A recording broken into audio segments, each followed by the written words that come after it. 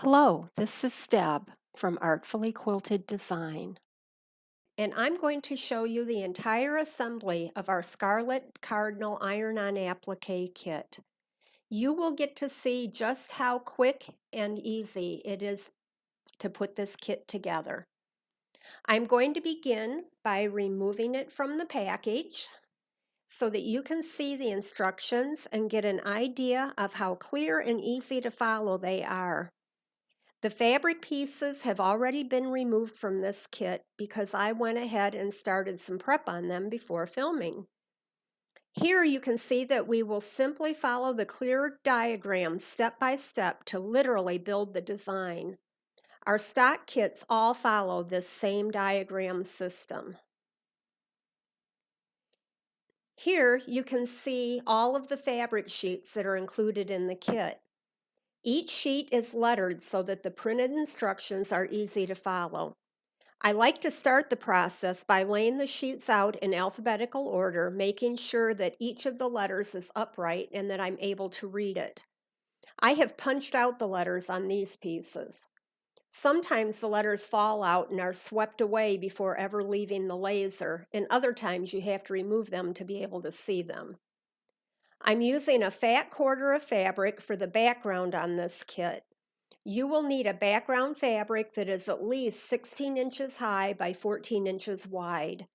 This is not included in the kit. I have folded the fabric first edge to edge widthwise and made a crease, and then edge to edge lengthwise and made another crease. This marks the center of the fabric. I marked it with a pen so that you could see it. This mark will be covered by the applique. The instructions will show you where on the first piece the center of the entire design is. In this kit, it is sheet A, and there is only one piece in that sheet. The pieces are held into the sheet with a few very small tabs that you will have to snip with your sharp at the point scissors or a very sharp seam ripper. It must be sharp as you do not want to pull the threads. I have already removed all of the pieces in this video from their frames, and I have removed the paper backing. The pieces will be tacky on the back and will stay where you put them. For the first piece, I lay the frame in to make sure that the letter, in this case A, is upright. This assures me that the entire cardinal will be straight on my background. As you can see, this one looks pretty straight. I then smooth the piece down, in this case, especially in the upper left area. We can and will adjust some of this later. We then move on to the next sheet, which in this kit is sheet B. Our instructions show us that there are two pieces to be clipped out of this sheet, and they also show us where to put each of them. If you keep them in the upright position, it will help you see where they go. I'm going to just kind of sit each of these and most of the remaining pieces in the general area that they go in. We will come back and close the gaps after these are all laid out. Please handle the pieces gently to avoid stretching them as much as possible. I'm sorry you can't see the top of the second page, but it's a picture of the one piece in sheet E and where it goes. We are going to continue with the rest of the sheets and the pieces until we get to the branch.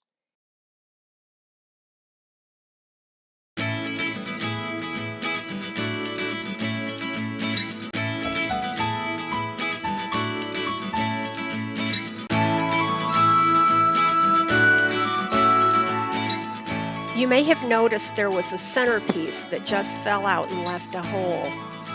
If a piece like this confuses you, just look back at the instructions and it will show you if this is an actual hole. In this case, we can just throw that bit away. There's another piece to fill that spot.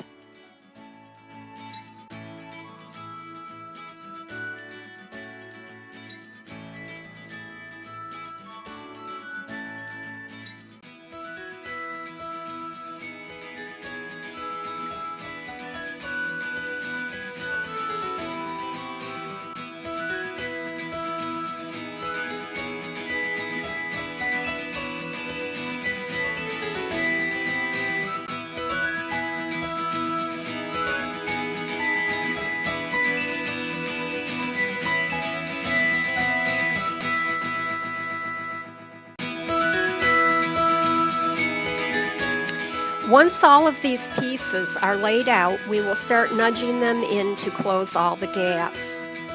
These pieces have been cut on a very accurate laser. They will fit. However, this is fabric. It is flexible. That can work against you, but it can also work for you. You can push it and pull it to make it fit as long as you're gentle.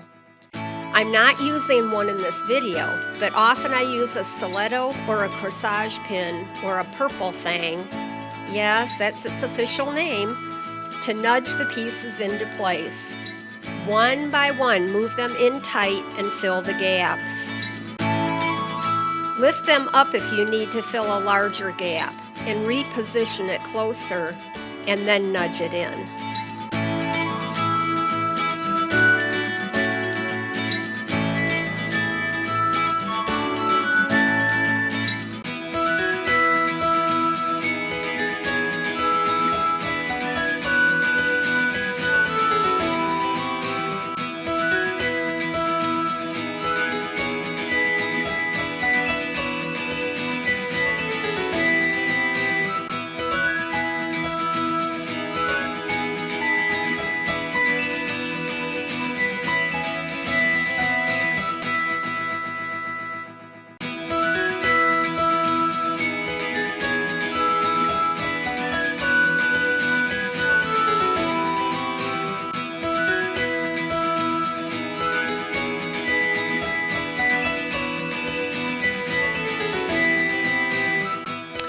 Sorry about the bit of the top of my head that got in there. I kind of got lost in what I was doing and forgot there was a camera going.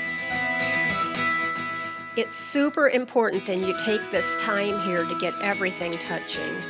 In the end, this care really pays off.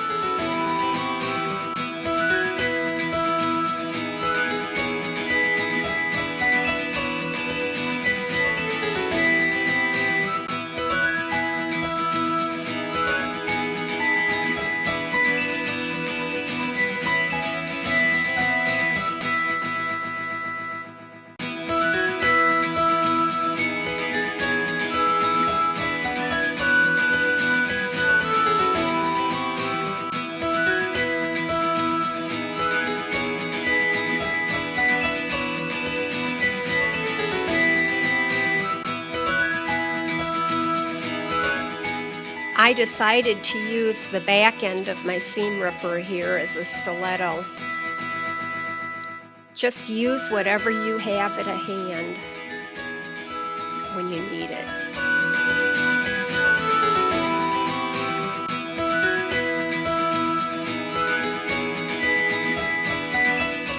One last little piece here. And sometimes those last ones are the trickiest.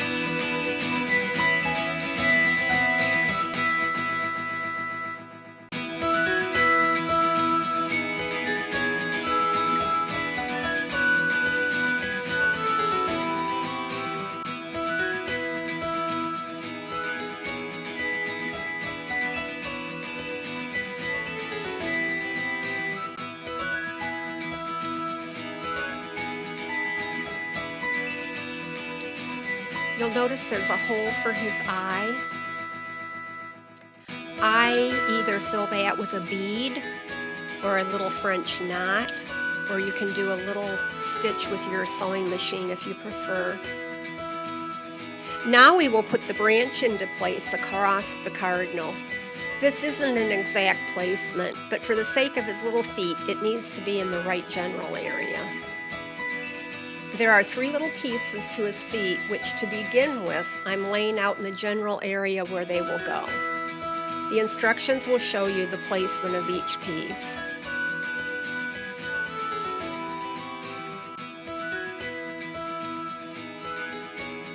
The right foot can either be butted up against the red, or I like to lift the red edge and just slightly slide that foot under the edge.